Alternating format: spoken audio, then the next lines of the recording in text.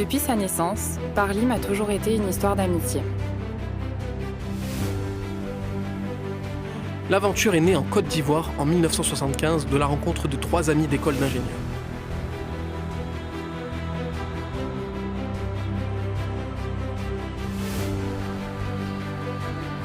Aujourd'hui, nous sommes un groupe d'ingénierie majeur à l'échelle internationale, partageant les mêmes valeurs que sont l'esprit d'équipe, le dynamisme et le savoir-faire.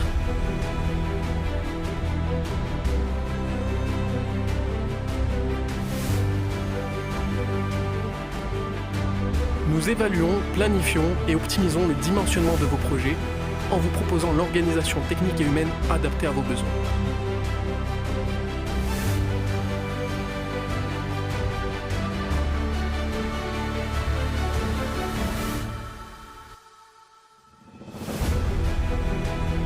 Conseiller et concevoir. Approvisionner et fabriquer. Réaliser et construire.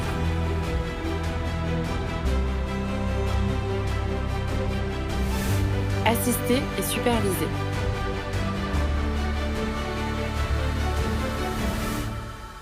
Inspecter et pérenniser.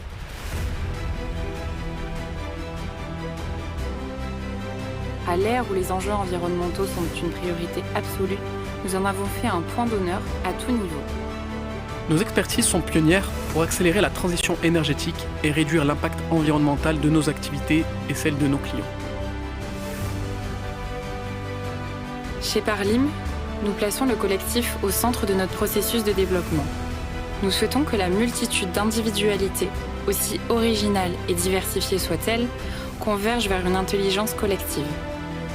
Parlim est plus qu'un groupe d'ingénierie, c'est une aventure humaine. Parlim, énergie et synergie.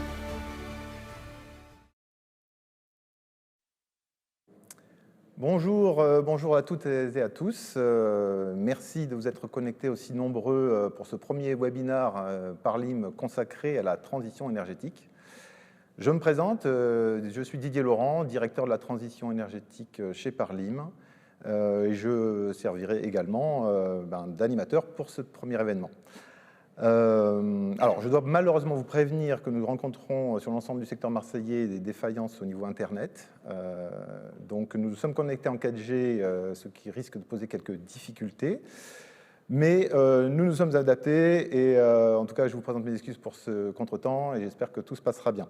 Donc, chez Parlim, nous sommes pragmatiques et concrets, donc votre temps est précieux. Et nous souhaitons être efficaces et nous parlerons donc essentiellement de solutions dans le cadre de ce webinaire. Donc, au programme aujourd'hui, une présentation synthétique du groupe, de ses activités, de ses orientations stratégiques par notre président Yoann Charrier, qui sera présent sur le plateau. Un rapide rappel des enjeux sur la transition énergétique dans l'industrie en particulier. Nous accueillerons alors nos invités et partenaires pour nous présenter des solutions techniques adaptées à cette transition énergétique. Nous conclurons en vous proposant un parcours pour vous accompagner dans vos projets de transition et réussir tous ensemble atteindre ces objectifs fondamentaux pour la planète. En fin de parcours, il sera difficile, compte tenu du nombre de participants, d'échanger directement avec des questions, mais il y a un lien qui sera disponible qui vous permettra de poser vos questions, de prendre des rendez-vous pour que nous puissions échanger plus longuement sur vos problématiques. Alors, je pense qu'il est temps de commencer sans plus attendre. Et bonjour Yoann, tout d'abord. Bonjour. Merci d'être présent aujourd'hui pour ce premier webinaire consacré à la transition énergétique. Je sais que c'est un sujet qui te tient à cœur. Que peux-tu nous dire aujourd'hui de la situation du groupe Parlim et quelle est sa trajectoire pour les années à venir ? Merci Didier pour l'organisation de cet événement. Effectivement, les enjeux de transition énergétique, changement climatique, protection environnementale sont des enjeux extrêmement importants chez Parlim. Merci de m'accorder quelques minutes pour en dire un petit peu plus sur le groupe. Alors, c'est un groupe qui a une 50aine d'années maintenant, à échelle internationale, mais plus particulièrement sur le territoire national français et en Afrique, d'où il tire ses origines. Chiffre d'affaires consolidé mars 2023 à hauteur de 160 millions d'euros, 270 clients actifs, plus de 1000 salariés. On intervient dans plusieurs domaines, le nucléaire, l'oil and gas, les énergies renouvelables, hydrogène, chimie, pétrochimie, sciences de la vie, industrie, défense, transport, avec 3 valeurs fondamentales, l'esprit d'équipe, le dynamisme et le savoir-faire, et autour desquels on a construit notre organisation. Et des objectifs effectivement extrêmement ambitieux, puisque le groupe est en grosse croissance depuis une quinzaine d'années, et une vraiment grosse croissance depuis le retour Covid, avec bien entendu une prise de conscience importante suite Covid, pendant Covid, mais même avant cela. Et pour assurer cette croissance sereine et pour garantir son intégration dans le monde industriel de demain, et pour garantir le respect de la planète, on s'est fixé des objectifs extrêmement ambitieux à hauteur de 55% de notre chiffre d'affaires dans les énergies non carbonées à horizon 2027. Donc avec 35% dans le nucléaire, qui est une énergie non carbonée, et 20% dans les ENR et transition énergétique. Une ambition importante, puisque aujourd'hui on est à 160 millions d'euros en mars 2023, avec un objectif à horizon 2027 de 250 millions d'euros. Donc le gap est très important en termes de croissance sur cette partie transition énergétique. Alors c'est un peu compliqué pour un groupe comme Paralim, ou en tout cas le discours peut être inaudible, de parler de transition énergétique lorsque le groupe repose sur essentiellement l'oil and gas à sa création. Ce qu'on a essayé de faire, nous, c'est d'avoir un impact à notre échelle sur nos domaines d'activité. Alors, le nucléaire, on n'en parlera pas aujourd'hui, mais la question qu'on s'est posée, c'est comment, au travers de nos prestations dans un secteur qui est polluant, on est capable d'avoir des impacts aussi infimes soient-ils, et la multiplicité de ces impacts-là, on espère à terme qu'elle pourra rendre cette industrie beaucoup plus propre qu'elle ne l'est aujourd'hui ou qu'elle ne l'était hier. Voilà. Donc le groupe Paralim, c'est ce que je viens de vous en dire, avec une grosse ambition, avec une direction de transition énergétique qui est sous ma responsabilité directe et qui est assumée par M. Didier Laurent, qui sera le fil conducteur de ce webinaire, et qui est totalement transverse au niveau de l'organisation du groupe Paralim, parce que cette transition, elle impacte tout, hein, les achats du groupe, toutes les organisations du groupe sont impactées par cette volonté et cette stratégie. Voilà, donc je ne vais pas m'attarder plus que ça sur la présentation du groupe. Je vais redonner la parole à monsieur Didier Laurent, et qui va dérouler son programme du jour. Merci Johan, merci pour ta présence et ton intervention. Oui, en effet, c'est dans ce contexte stratégique que la direction de la transition énergétique a été créée l'année dernière. Elle donne lieu bien sûr à une consolidation d'activités déjà antérieures. Et comme l'a dit Johan, cette direction de la transition énergétique a la vocation à fédérer l'ensemble des ressources du groupe, à fédérer ses compétences. Dans un objectif, c'est vous accompagner dans vos transitions énergétiques, dans vos projets de transition énergétique et écologique. Donc chez Paralim, nous sommes convaincus qu'un engagement sociétal est nécessaire pour ce type d'évolution, de changement, mais nous sommes également convaincus que cette mutation doit s'accompagner, pour être durable, d'un équilibre économique. C'est pour cette raison que nous orientons nos activités sur 2 axes. Réduire l'impact environnemental de nos activités, bien sûr, mais aussi réduire votre facture énergétique.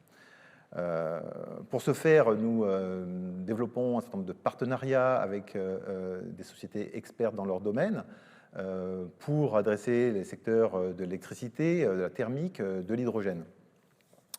Donc c'est dans ce cadre que je pense qu'il est temps d'accueillir maintenant nos invités du jour. Donc Silvio Sparano, directeur des activités Oil and Gas chez TVP Solar, qui est en direct de l'usine de TVP en Italie. Bonjour Silvio. Benoît, si tu veux bien nous rejoindre. Donc, Benoît Payette, qui est directeur de la Business Unit ORC chez Enogia, et qui est présent avec nous sur le plateau aujourd'hui. Bonjour. Donc, peut-être un petit rappel des enjeux énergétiques dans l'industrie.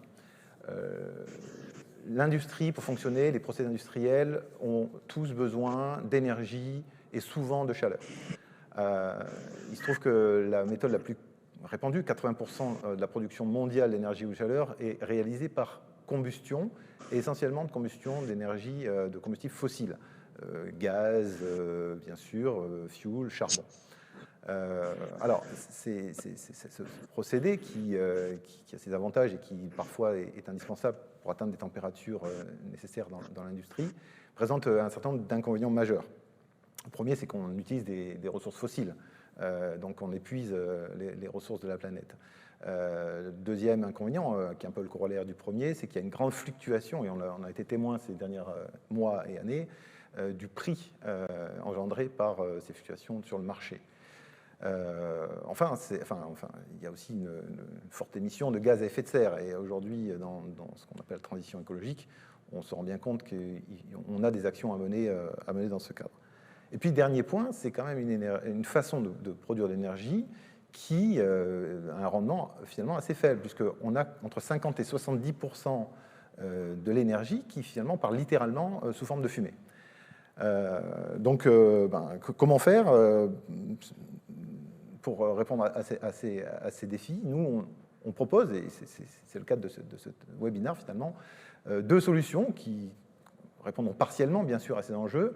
Une première solution, et Silvio nous en parlera plus longuement juste après, c'est de produire de l'énergie, de la chaleur à partir du soleil.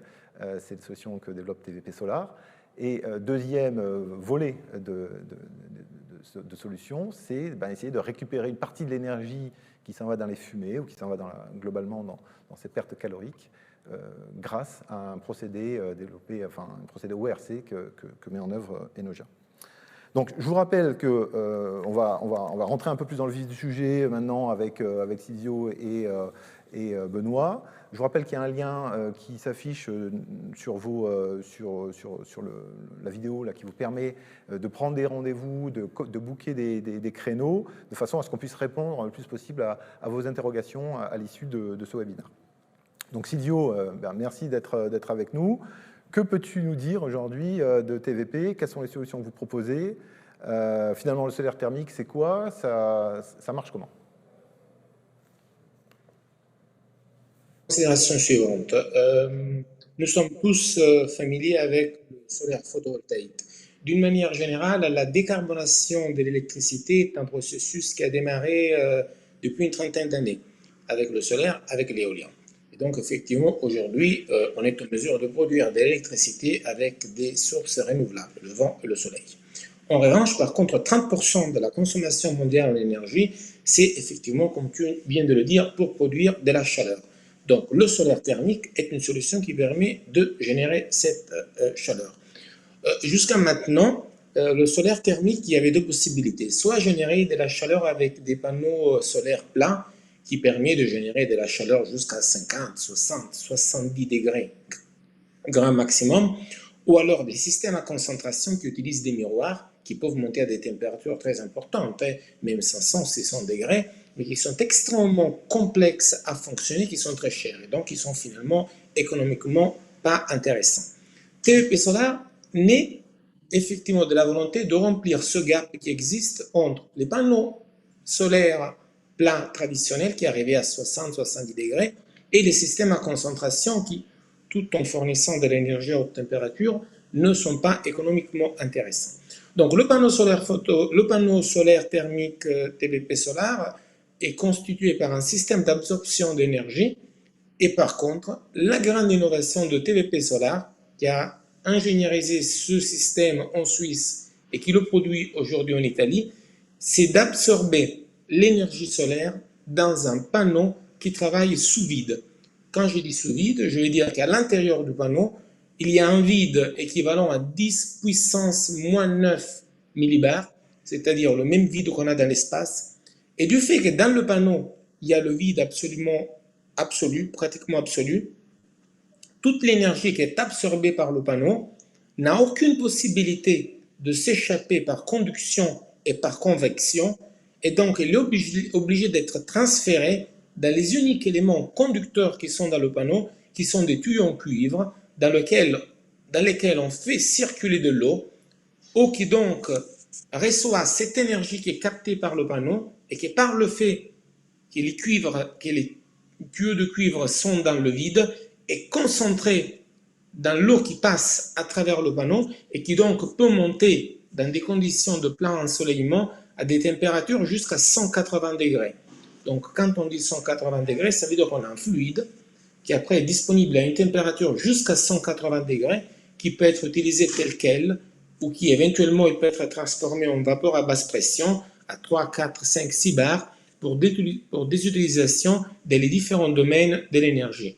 Il est aussi possible de faire circuler dans le panneau d'autres fluides, comme par exemple de l'huile thermique, et utiliser cette huile thermique pour faire fonctionner, par exemple, d'autres dispositifs. Il est aussi possible d'utiliser l'énergie solaire thermique produite par le panneau pour faire fonctionner des systèmes de climatisation. Nous avons effectivement des solutions de ce type qui ont été déployées au Moyen-Orient. D'accord, mais alors, qu'est-ce qui se passe la nuit? Parce que le soleil, il y en a le jour, mais la nuit, comment vous faites? Alors, la nuit, effectivement, nous pouvons, et nous avons déjà réalisé des systèmes d'accumulation d'énergie thermique. Donc, ce sont des systèmes qui stockent l'énergie produite la journée. Elle peut être stockée de 3 façons différentes. Elle peut être stockée sous forme d'eau chaude, si on est dans un système jusqu'à 100 degrés. Donc, ce sont des réservoirs ordinaires qui stockent de l'eau chaude. Ou alors, ce sont des réservoirs pressurisés qui peuvent stocker de l'eau sous pression. Ou alternativement, si on est en train effectivement de produire de l'énergie thermique pour faire fonctionner un système de climatisation, et là donc on stockera de l'eau froide. D'accord. Il y a des secteurs d'activité sur lesquels c'est plus adapté que d'autres. Comment on situe Alors, ça d'un point de vue technique... Dans l'industrie en particulier, j'entends. Alors moi je dirais que d'un point de vue technique, nous pouvons intégrer tous les systèmes dans lesquels il est nécessaire d'avoir de la chaleur, soit sous forme d'eau bouillante jusqu'à 160, 180 degrés, ou pour produire de la vapeur jusqu'à 5, 6, 7 bars. Il va de soi que, évidemment, les secteurs d'industrie qui payent l'énergie à un prix le plus élevé sont évidemment ceux qui ont plus d'intérêt à utiliser nos solutions de solaire thermique. Pour vous donner une idée de la rentabilité de nos solutions, dans des lieux à ensoleillement élevé, comme ça peut être par exemple la façade méditerranéenne européenne, l'Afrique, le Moyen-Orient, les solutions TVP solaires produisent de l'énergie avec un coût all-inclusive, CAPEX et OPEX, de l'ordre de 30 € le mégawattheure. Ok. Et du coup, comment dirais-je, ça veut dire que ça peut venir en appoint, en complément d'une solution existante? C'est-à-dire, par exemple, pour préchauffer de l'eau sur des fours, ça peut être... Est-ce que c'est nécessairement autonome ou est-ce que ça peut venir en appoint en fait, d'une solution existante? Parce que... alors, la solution, elle est techniquement autonome. Elle peut être rendue autonome avec de l'intégration avec des systèmes de stockage qui permet effectivement de tenir quand le soleil manque, soit parce qu'il ne fait pas beau, soit parce que c'est la nuit. Le conseil général que nous donnons à nos clients, c'est toujours de démarrer avec une intégration de systèmes solaires qui couvre déjà un premier 40-50% de la demande globale. Parce qu'évidemment, ce premier 40-50%, il peut être assuré avec un investissement CAPEX qui est moindre, du fait qu'il ne faut pas installer des capacités de stockage importantes. Et si effectivement le client il a satisfaction, par la suite, il peut installer des modules supplémentaires pour couvrir son besoin énergétique quand le soleil n'est pas là. Okay. Tu parlais de rentabilité tout à l'heure, Silvio. Alors, en France, on a peut-être un peu moins de soleil, mais est-ce qu'on a des aides qui s'appliquent dans le cadre de ces panneaux solaires thermiques? Puisqu'on sait que sur le photovoltaïque, il y a beaucoup de choses. Ce qu'on sait peut-être moins, c'est que sur le thermique, il me semble qu'il y a aussi des éléments d'aide, en tout cas en France. Oui, merci Didier. Merci Didier pour la question. En fait, il y a deux choses à prendre en compte. Aujourd'hui, nous avons un énorme projet qui est en déploiement aux Pays-Bas, un projet de 37 MW, et pourtant aux Pays-Bas, il n'y a pas beaucoup de soleil. Déjà, il faut comprendre une chose. Dans les pays du Nord ou d'Europe centrale, nous avons moins de soleil, mais nous avons aussi un coût de l'énergie qui est plus élevé. Donc, paradoxalement, un système TVP solaire, il est beaucoup plus rentable en termes de taux sur le retour interne d'investissement dans un pays d'Europe que dans un pays du Moyen-Orient, où certes il y a plus de soleil, mais il y a un coût de l'énergie qui est plus bas. La deuxième chose, en Europe, on a accès à des subventions importantes. En France, par exemple, il y a les subventions de l'ADEME pour le développement des énergies basées sur solaire thermique qui couvrent jusqu'à 45% du CAPEX. Donc quand on ajoute les deux choses, le fait que le coût de l'énergie est quand même important et les subventions qui sont disponibles, on arrive sur des taux de retour sur investissement qui sont très très intéressants et qui peuvent se mesurer dans les situations les plus favorables de l'ordre de 5-6 ans. Alors, si j'ai bien compris, le coût de l'énergie est important, mais en plus, comme je le disais tout à l'heure, il est très peu prédictible aujourd'hui, alors que la solution TVP Solar pour la production de chaleur, en tout cas, elle garantit un prix constant quasiment de l'énergie sur la durée de vie du panneau. C'est exact, Didier. Les solutions TVP Solar sont des solutions qui ont l'objectif de fixer le coût de l'énergie fournie. Quelque part, un système renouvelable, et donc un système TVP Solar, est de l'énergie capitalisée dans le temps à un prix constant. Et lors de l'espérance de vie de l'installation, que dans le cas d'un système TVP Solar est de 25 ans, le système il dégage de l'énergie à un coût constant. Cela, c'est quelque chose de très intéressant parce qu'évidemment, on rend les projets, surtout du moment qu'ils sont subventionnés, très facilement bancables. Les banques sont évidemment très intéressées à financer ce type d'actifs parce qu'il y a une sécurité au niveau de l'approvisionnement et on fixe le prix, ce qui est dans l'environnement actuel de l'énergie est quelque chose de fort intéressant. Une durée de vie finalement de 25 ans, c'est ça? 25 ans, oui, c'est exact. Ouais. Et du coup, quel type de contrat on peut proposer à nos clients? Dans ce cadre-là, vous faites, on peut faire l'investissement, enfin, ils peuvent faire l'investissement en propre. Vous pouvez amener des contrats de type producteur d'énergie. Comment vous vous positionnez? Alors, nous offrons trois possibilités. On a une structure de, comment dirais-je, corporate qui nous permet de proposer trois solutions.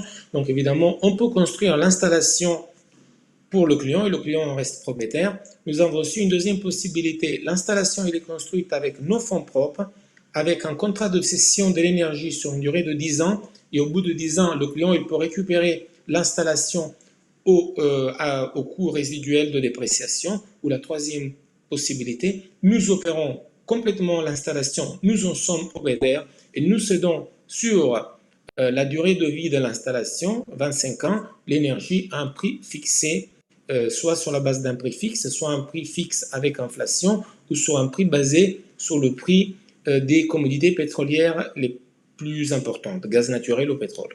Et nous pouvons aussi proposer des solutions mixtes parmi les trois. Aux Pays-Bas, sur notre installation de 37 MW qui est en construction, TVP Solar, par exemple, est propriétaire par l'intermédiaire de sa filiale TVP Solar Infrastructure d'une partie de l'actif. Et le reste est la propriété du client. Très bien. Et donc, je crois que c'est important aussi de parler des références. Vous n'en êtes pas à votre première installation. Finalement, vous avez travaillé où et quelles sont les installations, enfin, sans être exhaustif, quelles sont les installations qui sont actuellement en fonctionnement ou en projet? Alors, nous avons une vingtaine de champs solaires qui sont aujourd'hui en opération dans le monde. Vous les voyez à l'écran. Donc, ils sont en Europe, quelques-uns en Amérique du Sud, un aux États-Unis et les autres au Moyen-Orient. D'une manière générale, un cycle d'investissement dans le solaire prend environ 3 ans.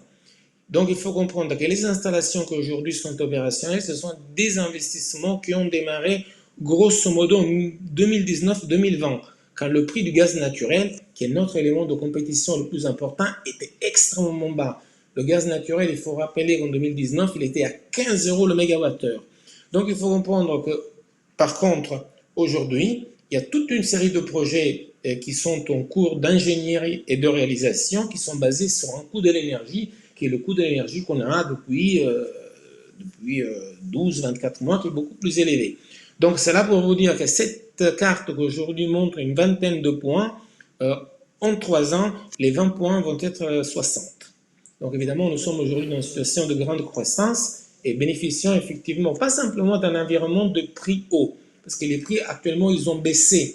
Mais nous bénéficions d'un intérêt accru des clients pour deux choses. La première, la possibilité de fixer le coût de l'énergie. et donc ne plus être exposé aux aléas du marché. Et la deuxième, de réaliser de la décarbonation, parce qu'il faut quand même prendre en compte que, en plus effectivement d'énergie, nous produisons de la CO2 négative, si vous voulez, donc on élimine de la CO2, et cette CO2 a une valeur, et donc elle représente un ultérieur élément de contribution à la profitabilité économique de nos solutions. Parfait, en tout cas pour moi c'est très clair.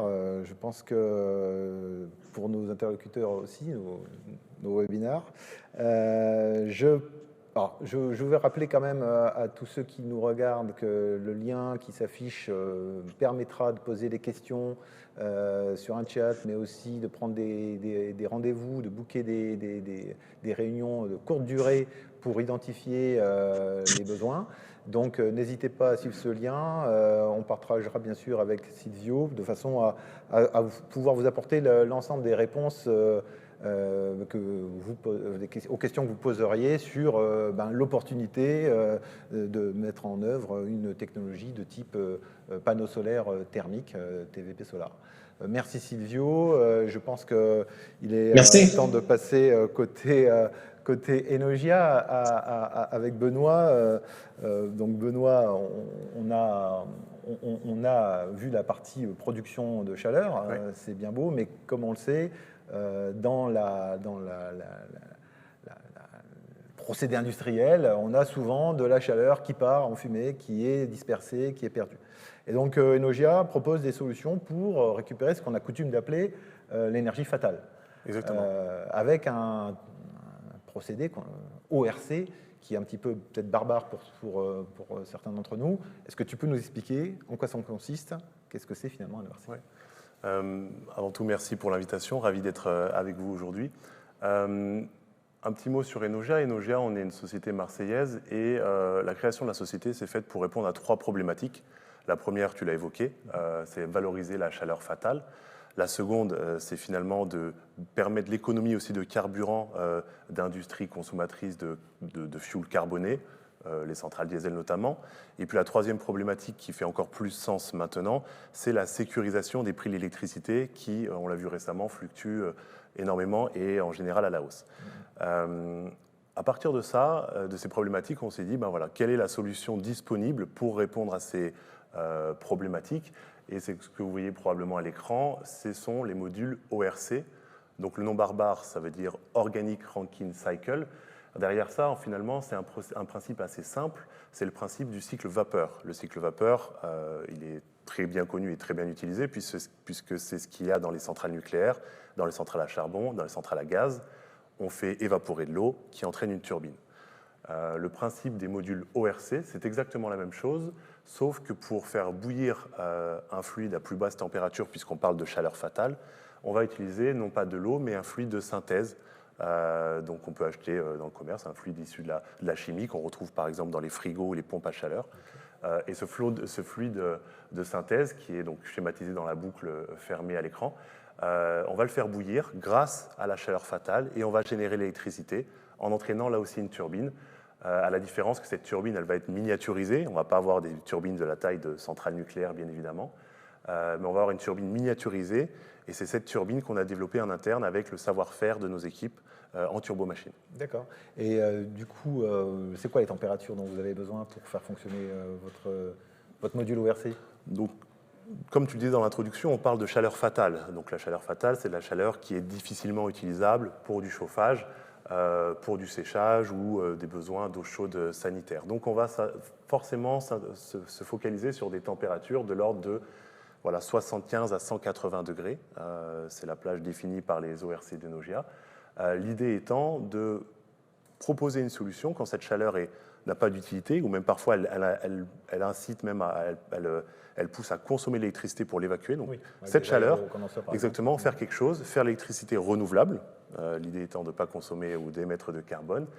Et puis cette électricité, elle est forcément plus simple à transporter, plus simple à utiliser sur des plages de temps différentes, que ce soit la nuit, que ce soit ailleurs dans la période de l'année, et d'en faire un usage donc pertinent et utile. Du coup, si je comprends bien, ça s'applique pratiquement dans tous les contextes. Est-ce que votre expérience vous pousse quand même à cibler ou en tout cas identifier des secteurs d'activité qui sont particulièrement adaptés à la mise en œuvre de cette technologie? Oui, les prérequis pour l'implémentation de nos solutions, c'est aussi des prérequis finalement de problèmes que vont avoir nos partenaires ou nos clients. On parle évidemment donc de chaleur fatale, on parle aussi de cette émission de chaleur en permanence. Sur la slide, vous voyez probablement 8400 heures, c'est-à-dire des flux de chaleur perdue qui sont continus. On peut évidemment valoriser des flux qui sont présents un peu moins de temps dans l'année, mais voilà, on parle de flux continus. Et puis on parle évidemment d'acteurs qui ont un besoin d'électricité, qui veulent alléger leurs factures, soit de carburant, parce qu'évidemment en produisant de l'électricité, on va économiser du carburant, soit alléger leurs factures tout simplement de consommation électrique, comme on le voit notamment en France dans des industries ou à l'étranger. En autoconsommation donc. Exactement, en autoconsommation. Un système ORC ne va peut-être pas couvrir 100% des besoins d'électricité. Par contre, on va, encore une fois, permettre d'effacer une partie de cette facture-là et en plus sécuriser la production d'électricité sur 20 ans, puisqu'on parle de durée de vie minimum des systèmes de l'ordre de 20 ans. Oui. 20 ans, d'accord. Et donc, c'est 20 ans de durée de vie, mais le retour sur investissement, en fait. Est-ce qu'on sait le décrire facilement? Est-ce qu'on sait l'identifier facilement? Il faut combien de temps pour rentabiliser un système Enogia? Alors, le retour sur investissement, il va dépendre d'indicateurs que l'on connaît bien et qu'on essaye de définir en avance quand on est en phase de qualification des besoins avec nos interlocuteurs. Il va reposer principalement, évidemment, sur les niveaux de température de la chaleur, puisque plus la température de cette chaleur fatale est élevée, meilleur sera le rendement. Le deuxième point, c'est la disponibilité de la chaleur. Si on tourne avec de la chaleur disponible que 2000 heures par an ou 8400 heures par an, la rentabilité va être différente. Et enfin, et c'est l'élément qui a le plus varié ces dernières années, c'est le prix de l'électricité. Il a récemment été multiplié par des fois 2, 3 et plus, et forcément ça a un impact très positif au niveau de la rentabilité des modules, au-delà de l'aspect évidemment renouvelable. Et donc ça nous permet de proposer des retours sur investissement qui peuvent descendre très bas, hein, des fois à 2 voire 1 année, et puis qui grossièrement se situent autour de 3 à 4 ans pour les projets, on va dire, classiques. D'accord. Donc, bon, là encore, vous n'en êtes pas votre premier projet. Qu'est-ce que tu peux nous dire des différents sujets que vous avez déjà mis en œuvre et ceux qui sont en cours aussi, puisque je pense que vous avez un certain nombre de développement. Oui, bien sûr. Comme pour TVP Solar et puis même pour Parlim, on a la chance d'avoir une croissance très élevée, portée par finalement un contexte énergétique qui va en faveur des produits que l'on propose et des solutions qu'on propose. La chaleur fatale, il y en a partout, pas qu'en France, mais dans le monde entier, et puis pas que sur une seule application. On le voit sur le slideshow, on a eu la chance de pouvoir s'implémenter initialement d'ailleurs plus à l'étranger qu'en France, puisque l'électricité coûtait plus cher en dehors de nos frontières, même si on aime notre marché local, bien évidemment. Et puis sur des applications assez variées, même si finalement l'application la plus représentée dans l'histoire d'Enogia, ça va évoluer probablement, c'est les groupes électrogènes. Donc les groupes électrogènes alimentés en fuel, donc en diesel, en fuel lourd ou bien même en biogaz. Ces groupes électrogènes, ils ont pour vocation de produire de l'électricité, mais pour produire cette électricité, ils consomment du carburant parfois polluant. Et puis pour 35% d'électricité produite, on a en général l'équivalent de production en chaleur qui est inutilisé. L'application immédiate, c'est évidemment de récupérer cette chaleur des groupes électrogènes pour faire un ajout d'électricité sur l'installation qui permet grossièrement de faire un boost de rendement du moteur considéré de 2, 3, 4, 5%. Et ce boost de rendement, c'est soit de la consommation de carburant en moins, soit de la production d'électricité en plus, et donc des revenus supplémentaires pour nos partenaires. Finalement, on fait des économies d'émissions de carbone tout en faisant des économies bien sûr. d'argent, si je comprends bien. C'est l'idée, c'est vraiment le pari qu'on a fait au moment où Enogia a vu le jour, c'était de répondre à ces 3 problématiques que j'évoquais au début, avec un seul système, avec une notion évidemment de rentabilité. Le renouvelable, c'est bien, sans rentabilité, hélas, ça ne va pas très loin, et donc c'est aussi notre challenge d'avoir des produits industrialisés qui fassent sens et qui soient adaptables sur différentes applications que vous pouvez voir à l'écran. Ok. Et du coup, les types de contrats, c'est un petit peu comme TVP, vous proposez plusieurs types de formats, on va dire, de déploiement de ces solutions? Oui, on s'est bien reconnu dans ce que proposait TVP. On propose des solutions innovantes qui, à n'en pas douter, porteront la production de chaleur ou d'électricité dans les années à venir, malgré tout, l'accès à ces technologies est primordial pour leur déploiement et justement leur industrialisation. On a toujours eu ce modèle qui est assez classique pour des startups et des petites entreprises qui était la commercialisation des équipements en ayant du coup une promesse pour le partenaire ou le client final d'avoir un retour sur investissement de l'ordre de 1, 2, 3, 4 ans. Mais pour rendre aussi accessible plus rapidement ces technologies, on s'est associé donc à des fonds, notamment des fonds portés par l'ADEME qu'on évoquait tout à l'heure, qui permettent de souscrire un contrat d'achat d'électricité générée par les produits fournis par Enogia, donc un contrat d'achat d'électricité, ce qui permet de ne pas avoir d'investissement en frontal, si je puis dire, et donc d'avoir les équipements qui sont directement installés sur la source de chaleur fatale, qui génère l'électricité dès le premier jour, et cette électricité qui est revendue aux partenaires. Le challenge, évidemment, c'est de proposer l'électricité qui soit aussi chère, voire moins chère que l'existant, d'avoir l'électricité décarbonée, et puis de sécuriser cette production d'électricité sur 15, 20, 25 ans pour l'utilisateur. Parfait, écoute, je pense que c'est très clair. Merci Benoît. Je pense que ces deux sujets intéressent beaucoup de nos interlocuteurs, mais la question maintenant qui se pose, c'est comment on fait, comment on avance sur ces problématiques. Donc c'est là où nous aussi, et c'est tout le sens des partenariats qu'on noue avec TVP Solar ou Enogia ou d'autres partenaires bien sûr dans d'autres secteurs d'activité, c'est vous proposer un parcours, en fait un parcours de projets, de façon à ce que ces belles idées prennent corps et se transforment en réalisation. Et donc, ce qu'on vous propose, c'est de suivre le lien qui s'affiche à l'écran, de façon à ce que vous preniez des contacts avec nous et qu'on puisse en savoir plus sur vos problèmes, mais aussi sur vos opportunités. Donc, nous, on réalisera à ce moment-là avec vous, et j'allais dire gratuitement, puisque c'est pour initier la démarche, une étude d'opportunité. Est-ce que votre problème peut trouver une réponse dans les solutions de nos partenaires? Est-ce qu'il y a une cohérence industrielle? Est-ce qu'il y a une rentabilité? Première question qu'on va se poser, quels sont mes problèmes? Existe-t-il des solutions? À l'issue de cette première étape, si on se rend compte qu'il y a effectivement une opportunité, nous vous proposerons à ce moment-là de réaliser une étude d'avant-projet, une étude préliminaire, pour définir finalement, OK, c'est quelle solution précise, à quel prix, avec quel retour sur investissement. Validation de l'aspect technique des choses, parce que vous l'avez bien compris, on parle quand même de sujets qui, même s'ils paraissent simples à première vue, demandent quand même une certaine expertise, une certaine compréhension des problématiques, une certaine phase d'étude. À l'issue de cette première phase d'étude, on saura définir précisément le retour sur investissement, la faisabilité technique et le planning. Dans ce cadre, si les feux sont ouverts et que l'investissement est décidé chez vous, à ce moment-là, nous accompagnons avec nos partenaires dans les phases d'études d'ingénierie et éventuellement, bien sûr, de clés en main, de réalisation, voire de contrats de producteurs d'énergie, comme on l'a évoqué précédemment.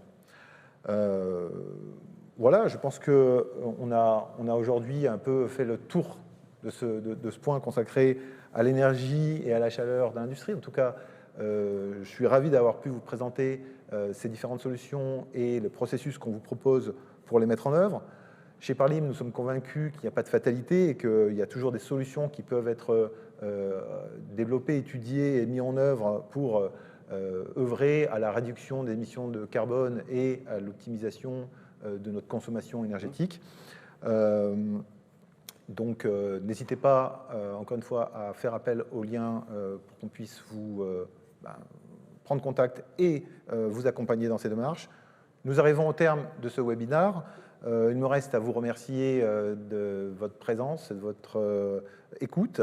Je voulais également remercier Silvio de TVP Solar pour son intervention et Benoît Payette de sa présence ici sur le plateau. N'hésitez pas à prendre contact avec nos commerciaux et je vous dis à bientôt. Merci. Depuis sa naissance, Parlim a toujours été une histoire d'amitié. L'aventure est née en Côte d'Ivoire en 1975 de la rencontre de 3 amis d'école d'ingénieurs.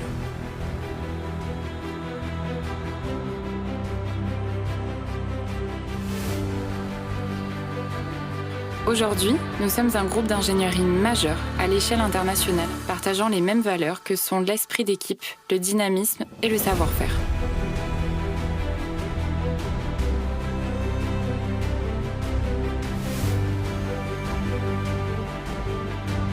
Nous évaluons, planifions et optimisons le dimensionnement de vos projets en vous proposant l'organisation technique et humaine adaptée à vos besoins.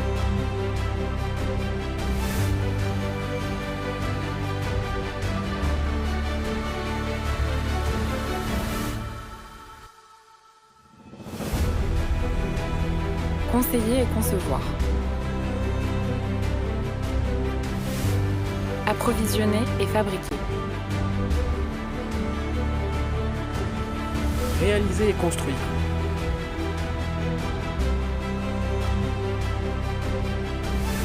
Assister et superviser.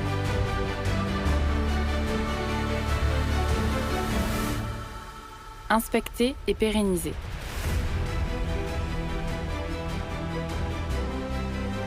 À l'ère où les enjeux environnementaux sont une priorité absolue, nous en avons fait un point d'honneur à tout niveau. Nos expertises sont pionnières pour accélérer la transition énergétique et réduire l'impact environnemental de nos activités et celles de nos clients. Chez Parlim, nous plaçons le collectif au centre de notre processus de développement. Nous souhaitons que la multitude d'individualités, aussi originales et diversifiées soient-elles, convergent vers une intelligence collective. Parlim est plus qu'un groupe d'ingénierie, c'est une aventure humaine. Parlim, énergie et synergie.